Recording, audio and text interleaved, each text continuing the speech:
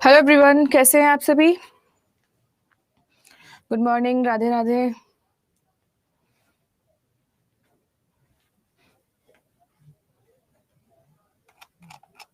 बढ़िया।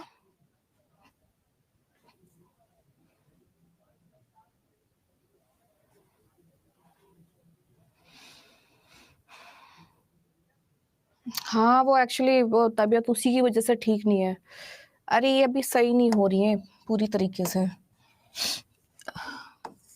अभी हम थोड़े से रूल करेंगे सब्जेक्ट वर्ब एग्रीमेंट के और फिर प्रैक्टिस करेंगे, ठीक है?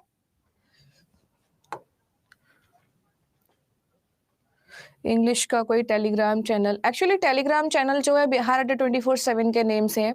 हालांकि मेरे नेम से मेरे खुद का भी बना हुआ है टेलीग्राम चैनल, बट जो आपका बिहार अड्डा 24/7 है उसमें सारे टीचर्स के वीडियोस पीडीएफ वगैरह शेयर होती हैं। अब जैसे मेरा है तो मेरा खुद का पर्सनल है वो, और काफ़ी टाइम से है, उसमें बहुत सारा मटेरियल पड़ा हुआ है। ऐसे कल 1 बजे क्लास नहीं लिए, बारिश हो रही थी और फिर मेरे को स्टूडियो नहीं मिल रहा था और स्टूडियो की वजह से क्लास नहीं ले पाई। स्टूडियो नहीं मिला, वरना तो ले ही लेती।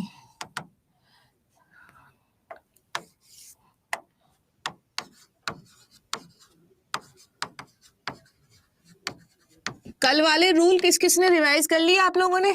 अब प्रैक्टिस करने के लिए तैयार रहना, ठीक है? प्रैक्टिस करने के लिए तैयार रहना। अब कुछ रूल देख लो। अब पता नहीं कितने रूल कराए थे। नेक्स्ट रूल देखो, एक देखो, यदि सेंटेंस में आपको यदि, और ये ध्यान रखना इंपॉर्टेंट है, पूरा ही सब्जेक्ट वर्ब एग्रीमेंट पूरा ही इंपॉर्टेंट है और अभी हम क्वेश्चंस करेंगे। तो यदि सेंटेंस में आपको क्या मिल जाए, ईदर और, या सेंटेंस में क्या मिल जाए, नीदर नॉर, या सेंटेंस में मिल जाए आपको not only but also. Either और का मतलब होता है या तो, नीदर नॉर का मतलब होता है ना तो, और इसका मतलब होता है न केवल बल्कि, ठीक है? तो अगर आपको किसी भी सेंटेंस में क्या मिल जाए, ईदर और मिल जाए, नीदर नॉर मिल जाए, तो ऐसे केस में वर्ब कैसे एग्री होती है, ध्यान रखना। सब्जेक्ट 1 यहां मिलेगा, सब्जेक्ट 2 यहां मिलेगा, सब्जेक्ट 1 यहां मिलेगा, सब्जेक्ट 2 यहां मिलेगा, सब्जेक्ट 1 यहां, सब्जेक्ट 2 यहां, है ना? तो वर्ब जो एग्री होती है वो नियरेस्ट सब्जेक्ट के अनुसार आती है। तो हम यहां लिख देते हैं, वर्ब हमेशा नियरेस्ट सब्जेक्ट कौन सा है, सब्जेक्ट 2 के अनुसार आती है। अब यहां पे जैसा सब्जेक्ट आपको दिया होगा, सब्जेक्ट 2 अगर सिंगुलर है तो वर्ब भी सिंगुलर, और सब्जेक्ट 2 यदि प्लरल है तो वर्ब भी प्लरल, ठीक है? तो फटाफट से मैं क्वेश्चन दे रही हूं, आप आंसर करना। चलिए तो देखिए यहां से,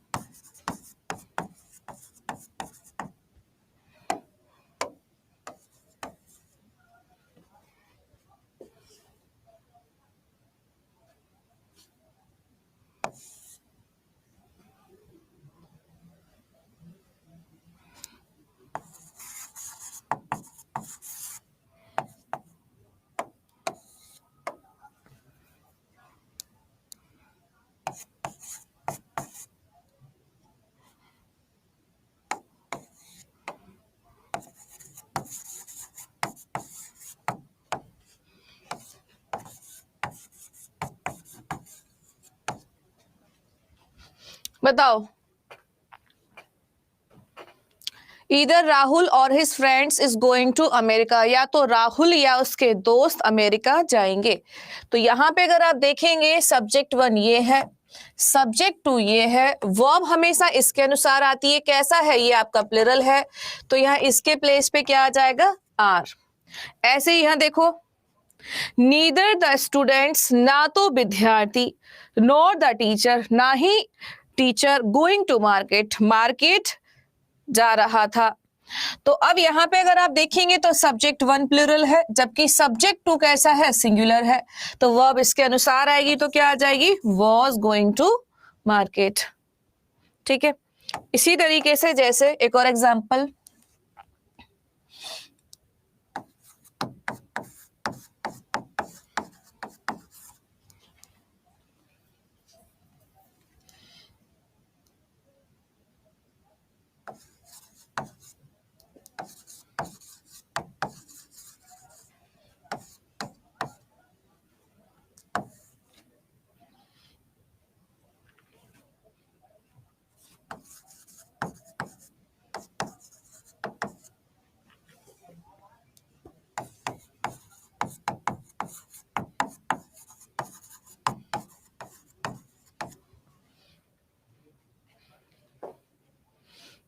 फिर से यहां देख लो इंदु, जितने भी मैंने तीनों पॉइंट लिखा है, ईदर और, neither, nor, not only but also, subject 2 के हिसाब से वर्ब आती है।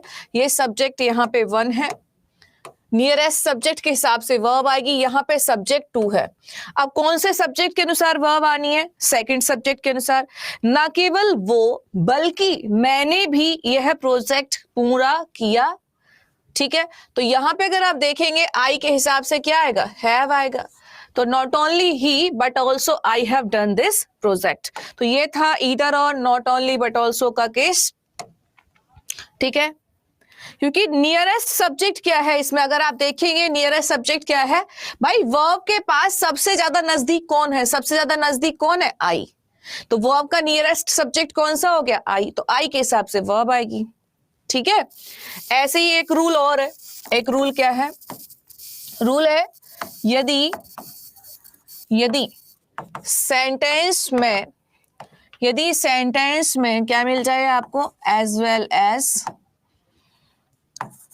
एंड नॉट, ठीक है, या फिर आपका विद, टुगेदर विद, ठीक है, as well as, and not, with, together with, लिख लेना, ETC। वर्ब हमेशा फर्स्ट सब्जेक्ट के अनुसार आती है। अगर आपको इनमें से कोई भी शब्द मिल जाता है वाक्य में देखने, तो वर्ब जो आएगी हमेशा फर्स्ट सब्जेक्ट के अनुसार आएगी। यानी कि सब्जेक्ट एक आपको कहां मिलेगा, इधर, और एक सब्जेक्ट इसके बाद। तो जैसे एज वेल एज स्ट्रक्चर आ गया आपको ना, तो एज वेल एज ऐसे दिया, यहां पे कुछ दिया हुआ है और यहां कुछ दिया हुआ है, तो सब्जेक्ट 1 के हिसाब से वर्ब आएगी हमेशा। वर्ब जो एग्री करेगी सब्जेक्ट 1 के हिसाब से एग्री करेगी। ठीक है, जैसे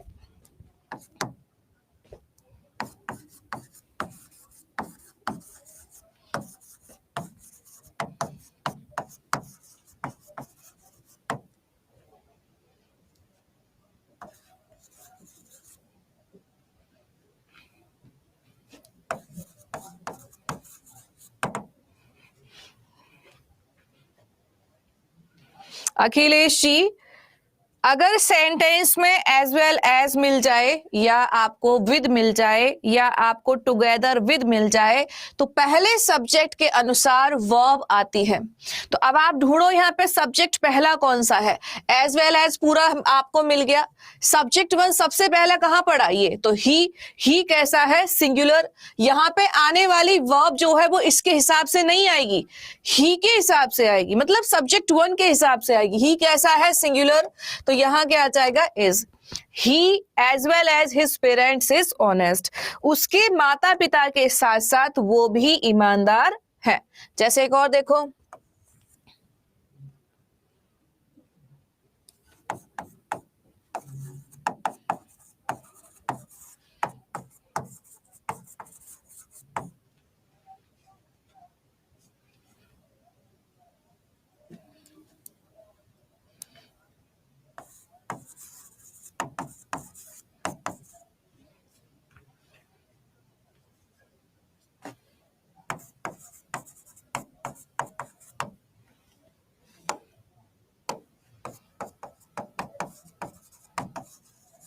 क्या आएगा, I with my parents going to temple, अपने माता पिता के साथ मैं भी मंदिर जा रहा हूं।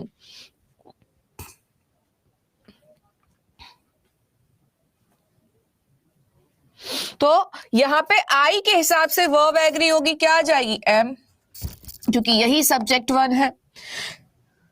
ठीक है, तो जितने भी वर्ड हैं दिए थे इसमें रूल क्या था कि सब्जेक्ट वन के हिसाब से क्या आती है, वर्ब आती है। इसी तरीके से अगर आपको क्या मिल जाए, मनी, किसी सेंटेंस में मनी की बात हो या डिस्टेंस की बात हो, ठीक है, इनकी बात, या आप एज की बात कर लो, एज ऐसे लिख लेते हैं,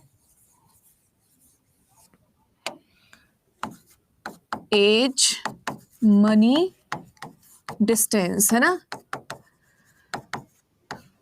देखो इन सभी की बात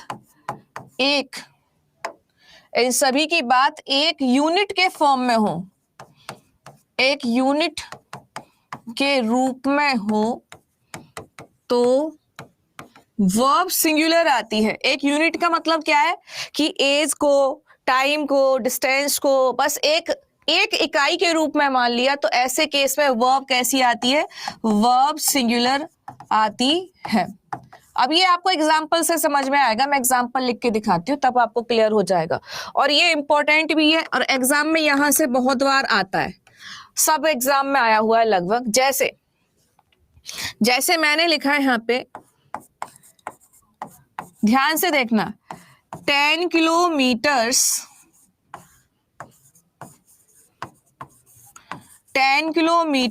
is a long distance to walk. अब ध्यान दो, 10 किलोमीटर की जो दूरी है वो कैसी है, टहलने के लिए एक लंबी दूरी है। 10 किलोमीटर की जो दूरी है वो टहलने के लिए एक लंबी दूरी है। मुमताज कौन सा लास्ट वाला बताना है आपको, एज वेल एज में फर्स्ट सब्जेक्ट से वर्ब एग्री करती है, रूल लास्ट वाला था। अब यहां से देखो, मैंने कहा कि अगर एज की बात हो रही है या मनी की बात हो रही है, डिस्टेंस की बात हो रही है और इसको एक इकाई के रूप में मान लिया है तो वर्ब आएगी सिंगुलर। यहां से कहा कि जो ये 10 किलोमीटर है, 10 किलोमीटर को एक दूरी मान लिया कि 10 किलोमीटर की जो एक दूरी है वो कैसी है, बहुत लंबी दूरी है वॉक करने के लिए। एक सेकेंड, यहां पे टू रह गया, टू वॉक, है ना, टू वॉक। तो यहां पे क्या आएगा, इज आएगा, क्योंकि इसने अ लॉन्ग डिस्टेंस एक यूनिट के बराबर मान लिया, एक यूनिट के बराबर। तो आप सोचो कि यहां तो 10 है, 10 तो एक से ज्यादा होता है तो सब्जेक्ट प्लुरल हो गया, तो वर्ब प्लुरल आना चाहिए।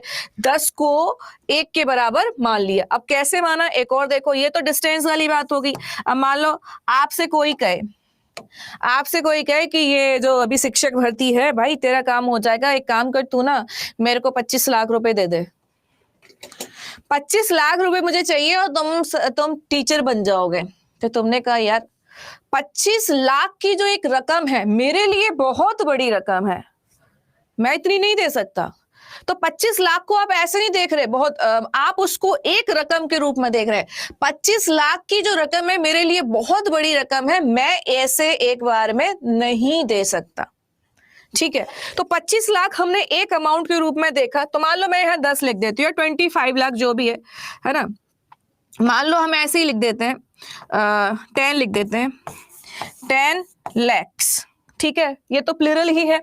अब इसके हिसाब से क्या आना चाहिए? अब मैंने कहा कि भाई ये मेरे लिए क्या है, एक बहुत बड़ी धनराशि है।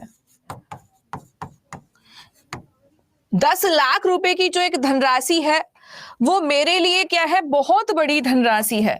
और इस पे बेस्ड क्वेश्चन आता है, ऑप्शन आपके पास वही है। अब आप सोचो 10 लाख, हमने 10 लाखों की बात नहीं की, हमने कहा 10 लाख, जैसे शादी में लग जाते हैं 15 लाख, 20 लाख, 8 लाख तो मैं कैश देंगे, तो 8 लाख एक अमाउंट हो गया। लेकिन कई बार क्या होता है, ऐसा तो होगा नहीं कि किसी लड़की की शादी हो रही है तो 8 लाख रुपए बैंक से निकाल के लेके आए, तुरंत थमा दिए, नहीं। जब वो 8 लाख रुपए देते हैं तो वो कहीं ना कहीं, चलो ठीक है अभी 50,000 दे देते हैं, दो कुछ होगा तब 1 लाख दे देंगे, कुछ होगा तब 2 लाख दे देंगे, ऐसे कर करके वो सारे 8 लाख रुपए कैश में अमाउंट चला जाएगा। तो जब ये अमाउंट टुकड़ों में जाता है तो वो प्लूरल आती है। लेकिन जैसे उन्होंने कहा हमें तो 8 लाख रुपए कैश चाहिए, तो 8 लाख ये एक धनराशि है, लेकिन देने वाला उसको टुकड़ों में देगा, तो टुकड़ों में जब विभाजित हो जाएगा वही धन, तो वह प्लूरल आएगी। और अगर उसको एक अमाउंट के रूप में देखोगे तो आएगी सिंगुलर। पहचान क्या है? पहचान ये है, ये यहां से पता चल रहा है कि ये एक धनराशि की बात कर रहा है, यहां से पता चल रहा है कि ये एक दूरी की बात कर रहा है, तो ये एक इकाई के बराबर हो गया, एक इकाई के बराबर हो गया, तो वह कैसी आएगी? Singular. 10 lakhs is a big amount for me. 10 lakh की जो धनराशि है मेरे लिए कैसी है? बड़ी धनराशि है। अगर हम इसको बट इन सभी की बात टुकड़ों में हो या विभाजित अर्थ में हो, विभाज्य अर्थ में हो, तो वर्ब प्लूरल आती है। ठीक है, तो हम क्या कह सकते हैं? In case of fragmented sense. Fragmented sense का मतलब यही होता है टुकड़ों में। ठीक है, टुकड़ों में। अब कैसे टुकड़ों में? हमने कहा कि भाई किसी नेता ने कहा कि मैंने तो 10 लाख रुपए गरीबों में बांट दिया। क्या कहा? मैंने तो 10 लाख रुपए गरीबों में बांट दिया। सो हमने कहा 10 लाख रुपीस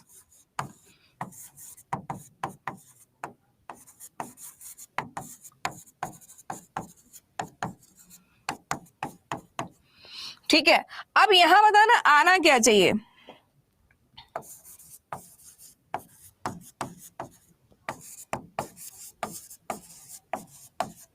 10 लाख रुपए गरीबों के बीच बांट दिया गया।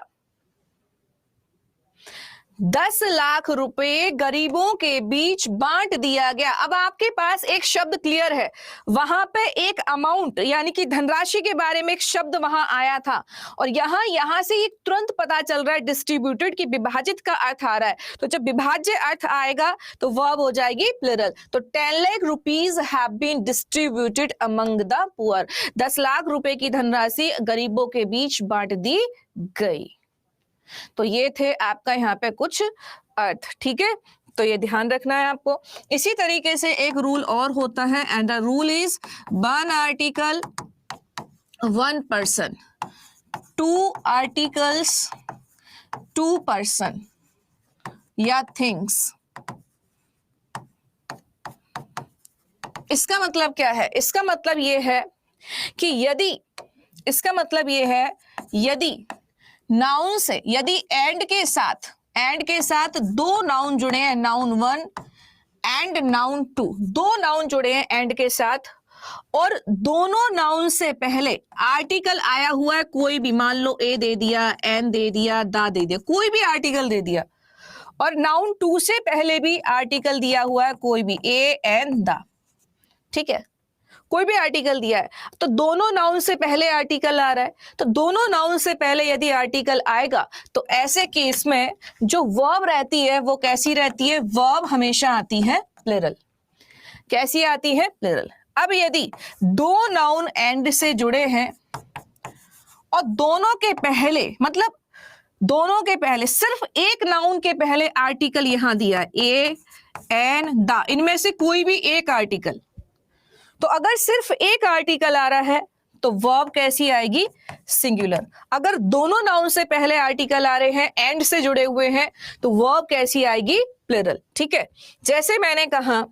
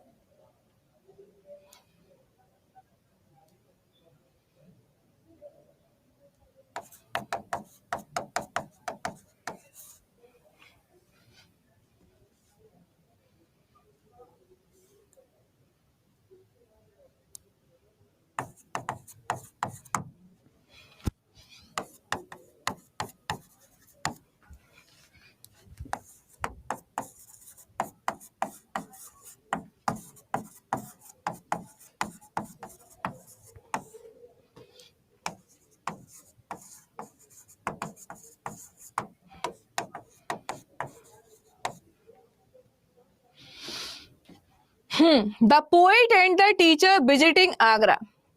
कवि और अध्यापक आगरा यात्रा पर हैं। ठीक है, जा रहे हैं। अब यहां से आप देखेंगे एक नाउन यहां पे है, एक नाउन यहां पे है।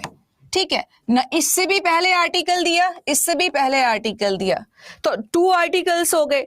2 आर्टिकल्स डिनोट्स 2 पर्सन्स, और 2 पर्सन मतलब प्लूरल वर्ब, तो यहां पे क्या आ जाएगा, आर विजिटिंग आगरा।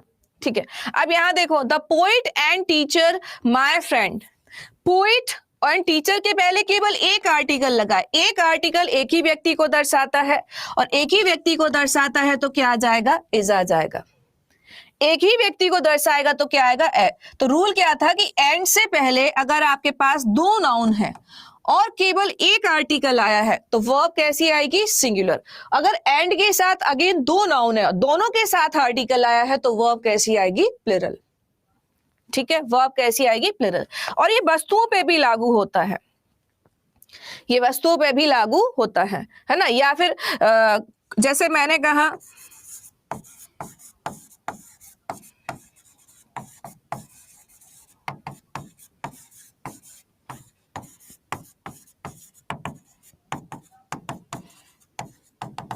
बताओ क्या आएगा, the black and white cow grazing in the field. अब यहां पर आप देख पा रहे होंगे एंड के साथ 2 एडजेक्टिव जुड़े हैं। ठीक है, कोई बात नहीं, एडजेक्टिव पे भी सेम ही रूल है। अगर 1 आर्टिकल, सिंपल सी बात है, 1 आर्टिकल 1 पर्सन, तो यहां पे एक ही चीज को ये दर्शा रहा है, the black and white cow is grazing in the field. इसका मतलब ये है कि एक गाय है जिसका रंग कैसा है, सफेद और काला, है ना। The black and white cow is grazing in the field. लेकिन अगर इसी सेंटेंस को हमने ऐसे लिख दिया,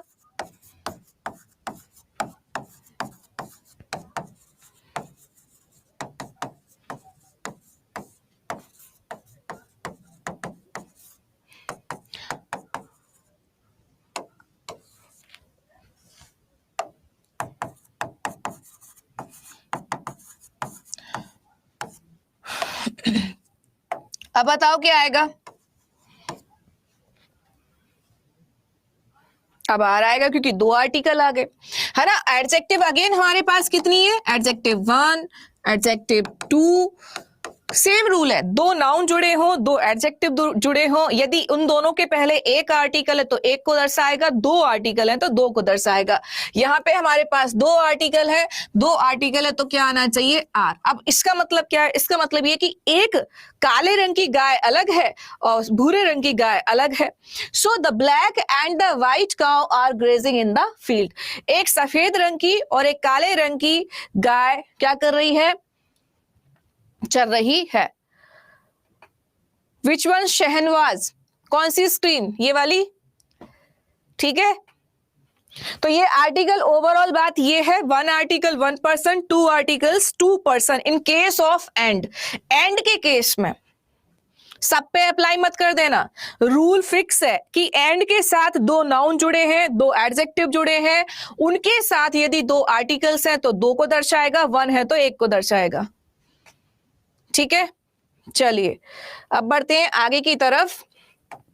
यहां से ध्यान देना, अगर सेंटेंस में आपको क्या मिल जाए, आई विश मिल जाए, ठीक है, सेंटेंस में आई विश मिल जाए, तो ऐसे केस में आई के साथ हमेशा वर आता है। आई के साथ हमेशा क्या आता है, वर आता है। अगर सेंटेंस में आपको क्या मिल जाए, अगर सेंटेंस में आपको मिल जाए कुछ सब्जेक्ट दे दिया और यहां आपको प्रेजेंट टेंस दे दिया, ठीक है, प्रेजेंट टेंस होता है वर्ब की फर्स्ट फॉर्म में एस और ईएस, सिंपल प्रेजेंट टेंस दे दिया, ठीक, और उसके बाद फिर आपको यहां पे दे दिया क्या, एज इफ, तो ऐसे केस में भी आई के साथ हमेशा क्या आता है, वर आता है। ऐसे केस में भी क्या आता है, वर आता है। यहां पे सब्जेक्ट दे दिया, यहां पे पास्ट की कोई वर्ब दे दी, पास्ट टेंस दे दी, पास्ट टेंस मतलब वही सिंपल पास्ट दे दिया, यानी कि वर्ब की सेकंड फॉर्म, और वापस से आपको एज इफ दे दिया, तो ऐसे केस में आई के साथ जो आता है हैड प्लस वर्ब की थर्ड फॉर्म आती है। हैड के साथ क्या आती है, थर्ड फॉर्म आती है, ठीक है। ये जो कंडीशन होती है ये इमेजिनरी कंडीशन होती है, काल्पनिक, काल्पनिक, ये वर्ब की सेकंड फॉर्म मानी जाती है पास्ट के लिए, ठीक है। जैसे मैंने कहा यहां पे एक एग्जांपल के तौर पे, आई विश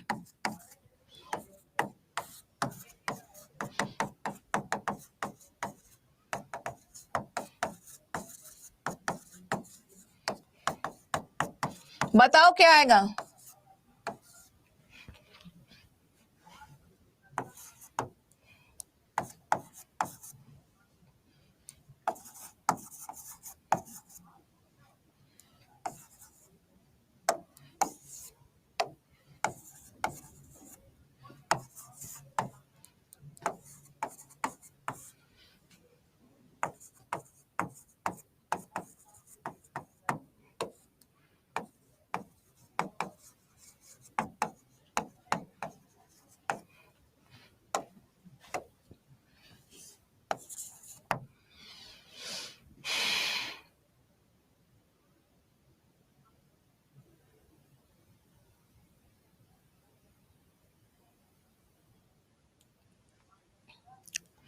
मिल गया।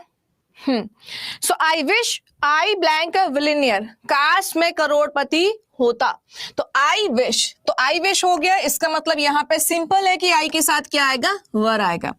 She works as if she an actress, वह ऐसे टहलती है मानो कि वह एक नायिका हो, है ना, एक्ट्रेस हो। तो यहां देखो एज इफ आता है इमेजिनरी कंडीशन में है, यहां पे प्रेजेंट टेंस है, कैसा, सिंपल प्रेजेंट टेंस, तो मैंने कहा कि आई के साथ वर आता है। आई के अलावा यहां कोई भी हो डियर, यहां पे ऐसा नहीं है आई के अलावा शी हो तब भी यही आएगा, मतलब इमेजिनरी कंडीशन में भी हमेशा आई ही शी कुछ भी हो सबके साथ वो वर ही आना है। सेम हियर, यहाँ पे आई हो ही हो शी हो, ठीक है, यहाँ पे आई हो ही हो शी हो, ऐसा नहीं है कि शी के साथ सिंगुलर वर्ब आती है तो सिंगुलर आ जाएगी। ये इमेजिनरी कंडीशन को बताने के लिए हमेशा, इमेजिनरी कंडीशन को बताने के लिए हमेशा वर का ही यूज किया जाता है। तो यहाँ पे सब्जेक्ट मैटर नहीं करता कि सब्जेक्ट के अनुसार वर्ब आएगी, यहाँ मैटर करती है कंडीशन। शर्त ये दी गई है कि यहाँ पे वास्तविकता में बात नहीं हो रही है, एक्चुअली यहाँ पे जो बात हो रही होती है कल्पनाओं में बात हो रही होती है, जिसका वास्तविक जीवन से कोई भी लेना देना नहीं होता। अब जैसे मैं कहूं I wish I were a bird, कि काश में चिड़िया होती, तो ये तो एक कल्पना है, ऐसा हो ही नहीं सकता। ऐसे ही किसी ने कहा कि वह ऐसे दिखता है मानो कि मेरा भाई हो, है ना, तो he looks as if he were my brother, he looks as if he were my brother, वह ऐसे दिखता है मानो कि मेरा भाई हो। तो ऐसी कंडीशंस में हमेशा यही आएगा, जैसे मैंने कहा he looks as if he, वह ऐसे दिखता है मानो कि मेरा भाई हो, तो यहां पे अब सोचो ही के साथ वॉज आएगा, नहीं आएगा, क्योंकि काल्पनिक कंडीशन को बताने के लिए हमेशा क्या आता है, वर आता है, तो यहां भी वर आएगा, यहां भी वर आएगा, वहां भी वर आएगा, सारी कंडीशंस में क्या आएगा। और एज इफ का हिंदी क्या होता है, मानो कि। मानो कि, ठीक है। आई विश का मतलब क्या हो जाता है यहाँ पे, काश। ठीक, चलिए यहां से अब आप कर लीजिए कुछ क्वेश्चंस फटाफट से। पहले क्वेश्चन का आंसर करें। The teacher blank completed this chapter, subject के अनुसार वर्ब बताइए। कंफ्यूजन का एक ही सॉल्यूशन है, डू मोर प्रैक्टिस।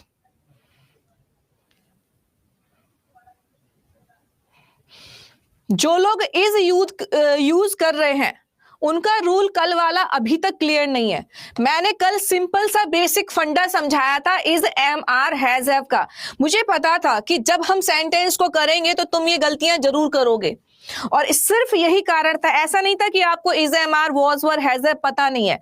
उसका सिर्फ एक यही कारण है कि जब क्वेश्चंस करने की बारी आती है तो आप गड़बड़ कर देते हो, भूल जाते हो, फिर भूल जाते हो। फिर आपको लगता है ये सिंगुलर, यहां इज भी हो सकता है, हैज भी हो सकता है, इन दोनों में से कोई भी हो जाएगा। इतना ही दिमाग क्यों चलाना है, आगे क्यों नहीं दिमाग चलाना है कि यह थर्ड फॉर्म है। और थर्ड फॉर्म किसके साथ सिखाई थी, हैव फॉर्म के साथ ही थर्ड फॉर्म आती है।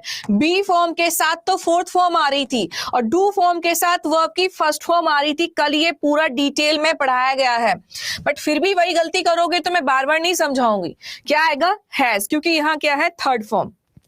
देखो अब फिर बदल गए, मैंने कहा हैव फॉर्म, फिर वही गलती कर रहे हैं। इस हैव से मतलब ये नहीं है कि हैव, इस हैव के तीन रूप होते हैं, हैज, हैव, हैड।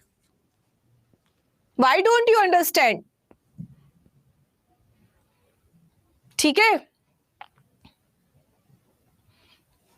चलो, Ram and Shyam business partners, clear हो गया ये वाला क्वेश्चंस। नेक्स्ट, तो Ram and Shyam business partners, Ram और श्याम बिजनेस पार्टनर है।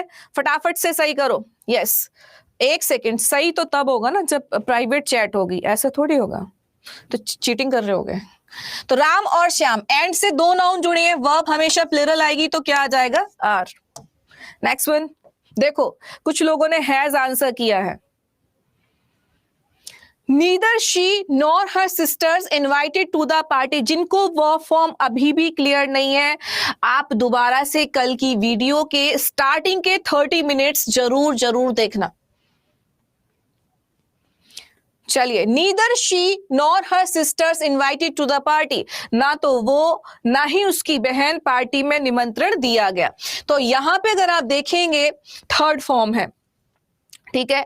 अब हर सिस्टर्स कैसा है, प्लूरल, तो हम तो सेकंड के हिसाब से चलेंगे, तो क्या आ जाएगा, आर। अब तुम सोच रहे होगे आर के साथ थर्ड फॉर्म या आ कैसे गई। आर के साथ थर्ड फॉर्म एक केस में और आती है, विच इज पैसिव, क्योंकि निमंत्रण कोई दूसरा ही आके देता है, निमंत्रण हम अपने आप को नहीं देते। तो जो कार्य किसी दूसरे के द्वारा किया जाता है वो पैसिव कहलाता है। तो यहां पे neither she nor her sisters are invited to the party. Next one, कल वाला पीडीएफ हाँ कर देंगे मयंक, यही है। The MD and CEO of the company appointed by the director board, fast answer करें।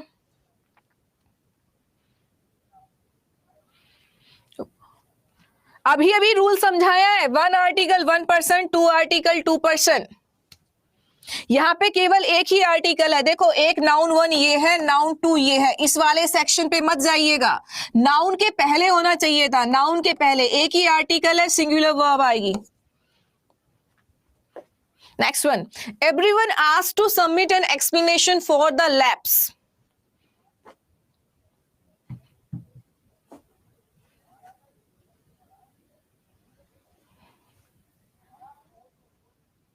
यस, कल ही सिखाया था, जितने भी इंडेफिनिट प्रोनाउंस होते हैं वो इंडिविजुअल सब्जेक्ट माने जाते हैं, सिंगुलर, और सब सब्जेक्ट सिंगुलर तो वर्ब शुड बी सिंगुलर। वाह, तुम लोग नहीं, तुम गलत ही करना। कितना कितना सिंपल, ये तुम पता है क्या कर सकते थे, तुम ऑप्शन खुद आउट हो जाता ऑटोमेटिक, ये भी प्लूरल, ये भी प्लूरल, ये भी प्लूरल, एवरीवन के साथ सिंगुलर आता है, कल ही सिखाया था। What are you doing? और प्रोनाउन में भी सिखा दिया, दो बार पढ़ लिए एवरीवन को, प्रोनाउन में भी पढ़ लिए, और किस में पढ़ लिए, सब्जेक्ट वर्ब एग्रीमेंट में। Next one, my mother along with, ये टुगेदर विद, अलोंग विद और विद एक ही रूल है। ये जो रूल है अलोंग विद वाला अभी हमने करा था, along with, together with, as well as, same rule है। तो इन केस, ऐसे केस में क्या होता है, वर्ब हमेशा सब्जेक्ट वन के अनुसार आती है। माई मदर कैसा है, सिंगुलर, तो वर्ब कैसी आएगी, सिंगुलर। ये भी प्लुरल, ये भी प्लुरल, ये भी प्लुरल, आंसर क्या आएगा, इज। नेक्स्ट वन,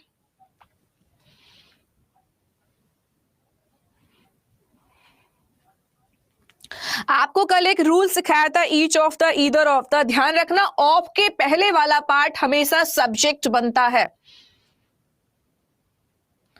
नियम भूल जाने के लिए प्रैक्टिस करें, एक दिन की प्रैक्टिस से कुछ नहीं होता। अभी आपको दोबारा करने की जरूरत, अभी तो मैं करवा रही हूं, जो बचेंगे क्वेश्चंस वो आपको खुद से ही करने हैं, ठीक है। तो यहां ये तो सब्जेक्ट है ही नहीं, ऑफ के पहले वाला पार्ट 60 रुपीज आउट ऑफ, तो कैसा है ये, प्लुरल, तो वर्ब कैसी आएगी, plural. Next one, none of the candidates responded, none of the candidate रेस्पोंडेड,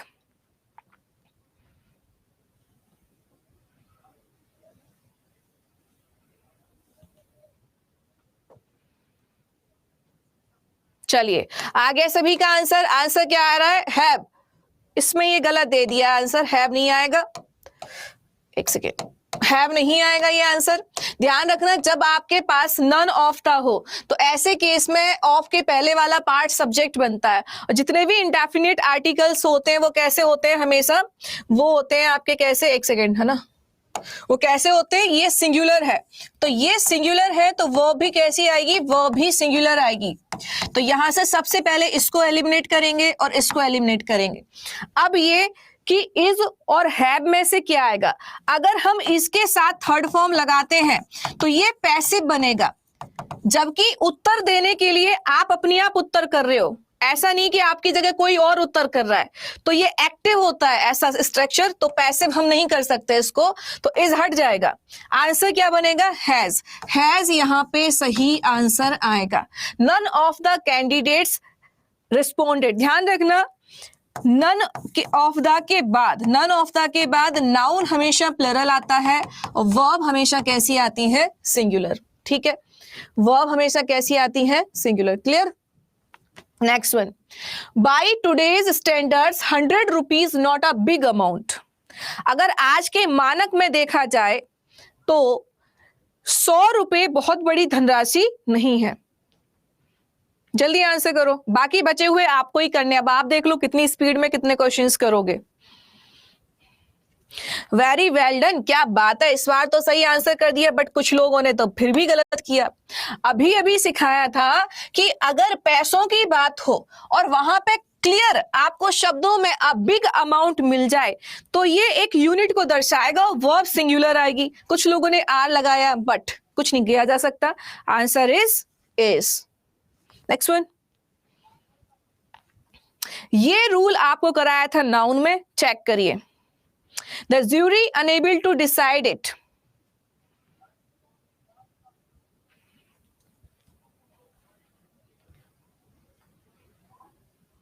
अगर आपको ध्यान हो, नहीं हो तो मैं बता दूं, ज्यूरी, कमेटी और फैमिली टीम, इनके लिए एक ही रूल था, यदि इनसे यूनाइटेड सेंस मतलब सभी का अगर एक मत हो तो वर्ब हमेशा सिंगुलर आती है, और यदि इन्हीं नाउन के साथ कैसा सेंस हो, डिवाइडेड सेंस मतलब अलग अलग मत, तो ऐसे केस में वर्ब कैसी आती है, प्लुरल आती है। अब देख लो, यस, वेरी नाइस। तो आंसर क्या बनेगा, the jury unable to decide it, jury अभी तक निर्णय नहीं ले पाई, जूरी अभी तक निर्णय नहीं ले पाई, ठीक है। हाँ, तो आंसर क्या है? The jury has been unable to decide yet, jury have been unable to decide yet. देखो यहाँ पे ये आंसर भी गड़बड़ हो गया है। क्यों? क्योंकि अभी जब उसने निर्णय लिया ही नहीं, अगर निर्णय लेता तो एक मत निकल के आ जाता, अगर निर्णय तक नहीं पहुंचा इसका मतलब ये कि लोगों के मत मैच नहीं कर रहे। जैसे फॉर एग्जांपल मैं बताती हूँ कैसे। कल हमने कहा कि 1 बजे क्लास लेंगे, तो कुछ लोग हमसे एग्री नहीं हुए, तो बहुत देर तक हम निर्णय ही नहीं ले पाए कि कितने बजे क्लास लेनी चाहिए। फिर कुछ लोगों ने कहा 2 बजे क्लास लो, तो भी हम नहीं पहुंच पाए। तो जब तक आप किसी निर्णय पे पहुंचोगे नहीं, इसका मतलब ये है कि तब तक हम लोगों के मत मैच नहीं कर रहे हैं। हम कब फाइनल डिसीजन पे पहुंचे? हमने कहा चलो 1:30 बजे से करते हैं, तो सब लोग फाइनली एग्री हो गए थे। तो ये सब लोगों की इस वाले में सबकी सहमति थी, लेकिन इन दोनों में किसी की भी सहमति नहीं थी और इसीलिए फाइनल डिसीजन तक नहीं पहुंचे। तो अगर हम किसी फाइनल डिसीजन पे नहीं पहुंच पा रहे, इसका दूसरा अर्थ ये है कि जितने भी लोग हैं उनके मत आपस में मैच नहीं कर रहे, और मैच नहीं कर रहे तो इसका मतलब डिवाइडेड सेंस, और डिवाइडेड सेंस मतलब वर्ब प्लूरल आएगी, है ना। So the jury has been unable to yet, तो जूरी हैव बीन होगा, ये यहां से हट जाएगा। कई बार आंसर शीट में गलत हो जाता है, कई बार बुक में भी गलत हो जाता है, बट हमें रूल्स ध्यान रखने की, रूल क्या कह रहा है, क्योंकि रूल गलत नहीं होता। Next, slow and steady win the race. Correct the sentence. बाकी बचे हुए क्वेश्चंस आप करना घर पे, कोई डाउट आए तो पूछ लेना। जल्दबाजी में गलत कर सकते हो तुम लोग आंसर, ध्यान से, मैं भी टाइम दे रही हूं। जल्दबाजी में गलत हो सकता है, 4 वाक्य ऐसे ही नहीं दे दिए तुम लोगों को। देखो, slow and steady win the race, तो हमें ये तो पता है कि यार ये वाला कॉन्सेप्ट में ये था कि कोई ऐसा नाउन जो दोनों मिलके एक रिजल्ट देगा तो वर्ब कैसी आएगी? सिंगुलर आएगी, ये बात सही थी। बट यहां ध्यान से देखो, इन्होंने स्लोली कर दिया है, ऐसा थोड़ी ना हमने पढ़ा था कि स्लोली करेंगे, तो ये गलत है। यहां पे इन्होंने क्या किया? एलवाई लगा दिया है, ये भी गलत है। हमें चाहिए स्लो एंड स्टडी, स्लो मतलब धीरे और स्टडी का मतलब होता है लगातार,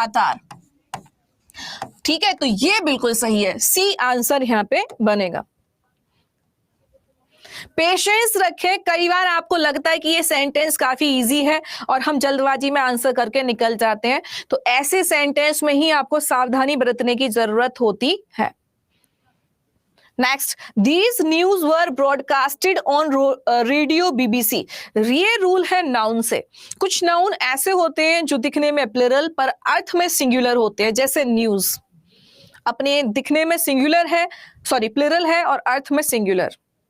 जैसे हमने करवाए भी थे, न्यूज, इनिंग्स, मैथमेटिक्स, ये कैसे नाउन है? इनके लास्ट में एस लगा हुआ है, लेकिन ये है कैसे? सिंगुलर, तो वर्ब भी कैसी आएगी? सिंगुलर। वर नहीं आना चाहिए, वर नहीं आना चाहिए, तो क्या आएगा? वॉज आएगा।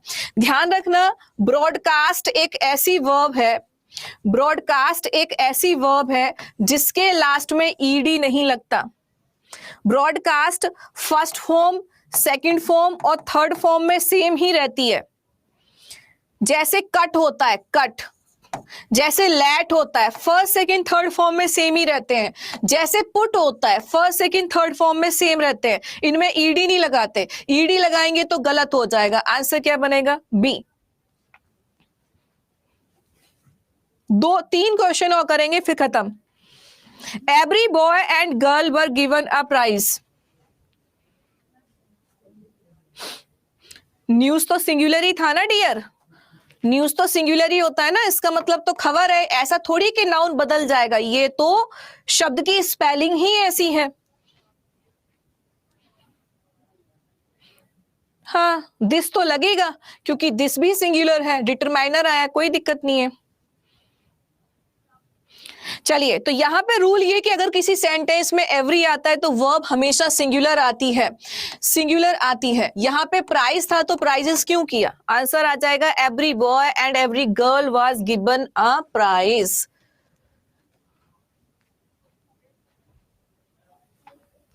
ठीक है, answer is C. Next one, every one of them were clapping at the performance of the clown. Clown कौन होता है? जोकर.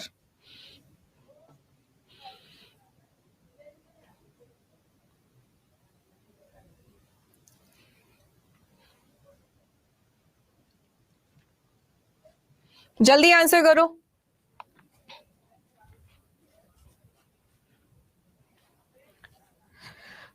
आपको कहीं भी एवरी दिख जाए, ईच दिख जाए, वर्ब तो सिंगुलर आएगी, चाहे कुछ भी हो जाए.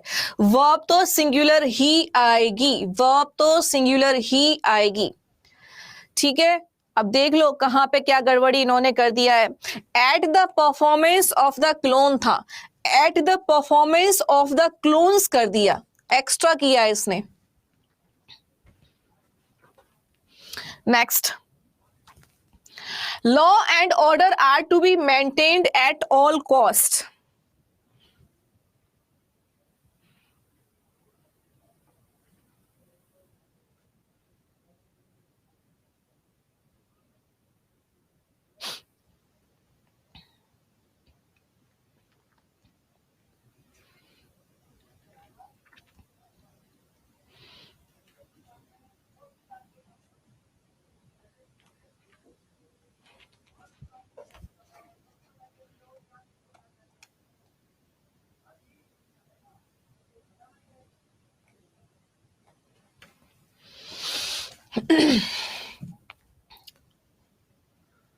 हाँ, तो इनका कहना है कि अच्छा इसमें भी दे दिया, ये टाइपिंग एरर है डियर, यहां पे दे दिया ये टाइपिंग एरर है.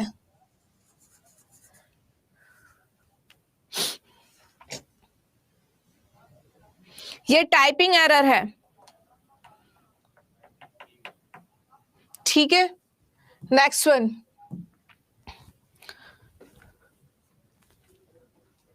Law and order are to be maintained. हो गया ये सबका. देखो लॉ एंड ऑर्डर ये एक सिंगुलर सब्जेक्ट के रूप में यूज किए जाते हैं, जैसे ब्रेड एंड बटर. उसी तरीके से लॉ एंड ऑर्डर एक सिंगुलर सब्जेक्ट के रूप में यूज किए जाते हैं, जैसे ब्रेड एंड बटर, जैसे स्लो एंड स्टडी. तो ये सब सिंगुलर सब्जेक्ट के रूप में यूज किए जाते हैं, तो इनके साथ वर्ब भी कैसी आती है? सिंगुलर. ये एक ही सब्जेक्ट है, अलग अलग नहीं है, अलग अलग नहीं है. तो आंसर क्या आएगा? Is. Law and order is to be maintained at all cost. ठीक है, तो ये मैं आपको दे दूं. अब इसमें बच जाते हैं बाकी क्वेश्चंस, ये आपको खुद से करने हैं, और डाउट हो तो फिर एक दिन डाउट क्लास लगाएंगे, पूछना. मैं छोड़ क्यों रही हूं? छोड़ने का मतलब इसलिए है 15 क्वेश्चंस तक आपको समझ में आ गया किस तरीके से हमें करना है, क्या नहीं करना है. आंसर इसके नीचे बेशक दिए होंगे, पर आपको एक्सप्लेनेशन तो आपको खुद ही ढूंढने पड़ेंगे, कारण आपको खुद ढूंढना पड़ेगा. तो आप ये देखना, फिर अगर डाउट क्वेश्चन समझ में ना आए तो आप अपने डाउट क्लास के दिन डाउट क्लियर करना, और बाकी जो बच जाएंगे क्वेश्चंस खुद से करना बेहद जरूरी है. क्योंकि अभी क्या है ना, अभी आप मेरे साथ प्रैक्टिस कर रहे हो, जब खुद से करने बैठते हैं तो हमारे खुद का अकेले का दिमाग चलता है, और वो बहुत ज्यादा मैटर करता है. अकेले अकेले जब हम प्रैक्टिस करते हैं तो हम अकेले ही उसमें इन्वॉल्व होते हैं, तो वो मैटर करता है बहुत ज्यादा. क्योंकि जब हम एग्जाम देते हैं तो हम अकेले ही इन्वॉल्व होते हैं, और वही हमारा रिजल्ट बनता है. तो जितना इनपुट आप दोगे उतना आउटपुट आपका माइंड नहीं निकालता, क्योंकि माइंड में एक और कॉन्सेप्ट है भूलने का. तो इसीलिए आपको ज्यादा इनपुट देना होगा ताकि आपका रिजल्ट क्लियर हो जाए. ठीक है, तो इसको मैं यहां से कर देती हूं सेव. ठीक है, पहले मैं आपको ये सेव करके दे देती हूँ, ये वाली.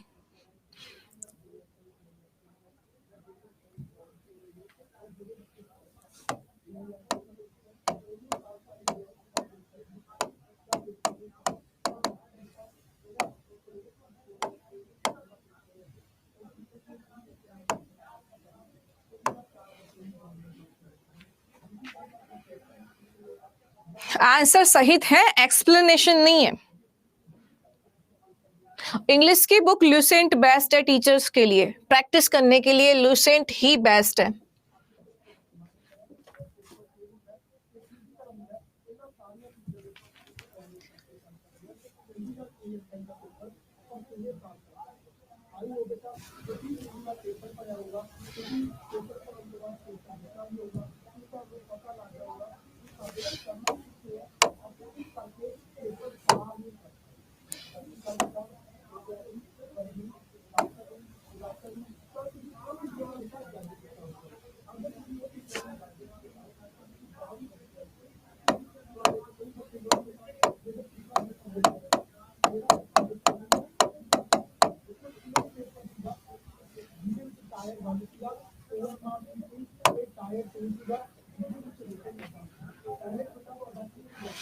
मैम यहाँ पढ़ के एग्जाम निकल जाएगा? डियर, आपको यहाँ पढ़ने के साथ साथ सेल्फ प्रैक्टिस भी करनी होगी, क्योंकि पढ़ते तो लाखों बच्चे हैं, प्रैक्टिस कौन कितना ज्यादा करता है एग्जाम में वही निकलता है।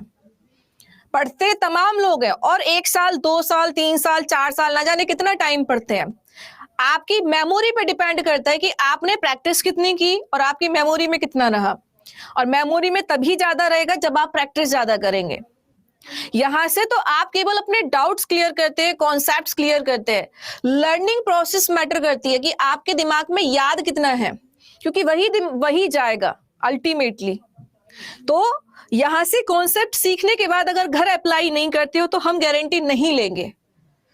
अगर आप यहां से पढ़ने के बाद इसको पढ़ते हो और प्रैक्टिस करते हो और याद भी करते हो, फिर रिवीजन भी करते हो, फिर प्रैक्टिस सेट लगाते हो, फिर मॉक टेस्ट लगाते हो, फिर ऑनलाइन मॉक टेस्ट लगाते हो, फिर जो परफॉर्मेंस का आपका वो रेट आएगा, वो जो नंबर्स आएंगे, वहां से आपको खुद पता चल जाएगा कि आप कहाँ पे हो, कितने पानी में हो, और आपका एग्जाम क्लियर होगा या नहीं होगा। वो आप खुद मानते हो, खुद आपको पता चल जाएगा, मुझे नहीं बताना पड़ेगा, बिकॉज ये हम सबके अंदर कैपेबिलिटी होती है। हम खुद जानते हैं कि हम कितने पानी में हैं, और अगर इस बात से आप वाकिफ है और आपको लगता है आप अभी वीक हैं, तो प्रैक्टिस ज्यादा करें, अपने डाउट्स क्लियर करें, कॉन्सेप्ट्स क्लियर करें, है ना।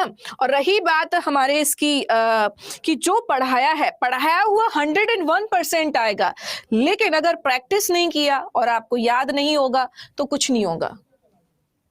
ये भी है, प्रैक्टिस नहीं किया होगा और आपको मान लो हमने तो पढ़ा दिया और आप वहां सोच रहे हो हाँ पढ़ाया तो था, मुझे ही याद नहीं आ रहा है। तो ये याद आपको याद करने से नहीं होता, कई बार याद बहुत ज्यादा तब होता है जब हम ज्यादा प्रैक्टिस करते हैं। वोकैबलरी आप रटते रहो, 4 महीने वोकैबलरी रट लो, उसके 4 महीने बिल्कुल मत पढ़ो, आप भूल जाओगे। लेकिन अगर आपने 10 वर्ड की प्रैक्टिस की होगी, लिख के प्रैक्टिस की होगी, तो आप 10 साल भी नहीं भूलोगे। ये फर्क होता है। तो प्रैक्टिस सबसे ज्यादा मैटर करती है, तो प्रैक्टिस जरूर करें।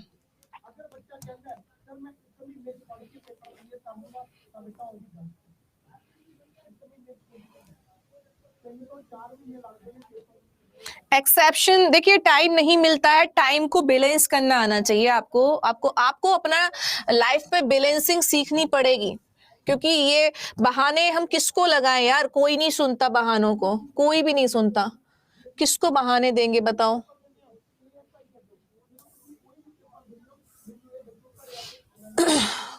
आज के टाइम पे कोई आपके बहानों को नहीं सुनता। सर एक पीडीएफ तो मैंने भेज दी है, एक रह गई है, मैं उसको भी भेज रही हूँ।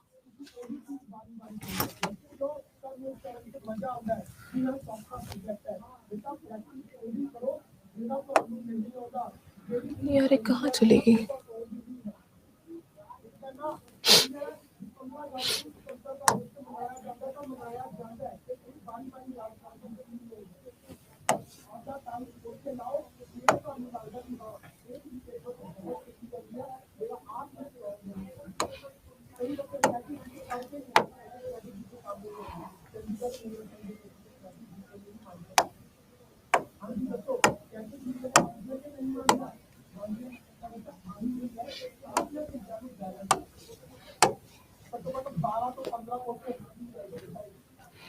देखना, दोनों पीडीएफ मैंने आपको भेज दिए, एक आपके रूल्स वाली है और एक प्रैक्टिस के लिए है, ठीक है। तो बाकी क्वेश्चंस रह जाएंगे, डाउट क्लास में क्लियर कर लेंगे। अब मैं जा रही हूँ, okay, bye bye, take care. आप सबसे मुलाकात करते हैं शाम को 7 बजे। कोई भी डाउट हो तो 7 बजे भी पूछ सकते हो यूट्यूब पे आके, ठीक है। बाय बाय, और पढ़िए, प्रैक्टिस कीजिए एंड स्टार दे देना, ठीक है। Bye bye.